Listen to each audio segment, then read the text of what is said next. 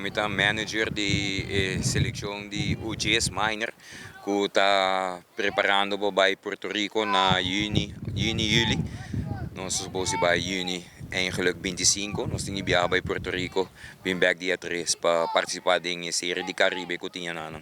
Kung dami ko na ba yan nag-training kayo mo siya? É bem bom, nós logra chegar na nossa seleção de 14 mucha, qual que tá tem 7 time, 6 time mucha na bem para trein. De 6 time tem cada time tem representante dentro time. Esse time tá basta bom encerrado em outro. Nós está muito contente que mucha não tá participar. Não está dando na best, está bem bom. Tem par de mais para training, para acabar com turcos, final touches, não para nós logra chegar a banda não. De nós começar com quase 35 mucha, 36 mucha ongeveer começa bem para pré-selectie.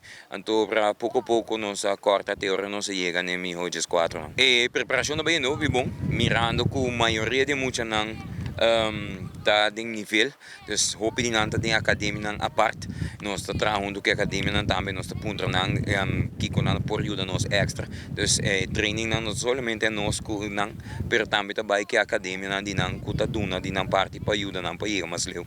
Door con nostra UGS, nos nota financieramente ni di governo ni di letterlijk mo di bisa, dus sta eigenlijk nos sta buscando qualche comerciante of qualche ende cooker doen nos umang para ayudar kita load, dus kita peso fe dia maior nang. So eigenlijk de único que nos tinha paga te passagem para ir aí nang.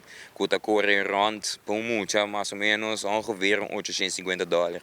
Dus is het lo que nos cada mucha tem que pagar para poder ir. So aí na Puerto Rico nos está hospedaje, comida, transporte e turcos.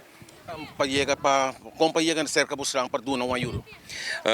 Nampor llamanos, toma contato comigo, milo por geef aan mijn nummer dat 565-0335, met de manager voor app me of na mijn llamada, of is un nunca conocer meneer Rudy Donata of Kai Williams também, nandos também tá het que nós trabalhamos bem nang.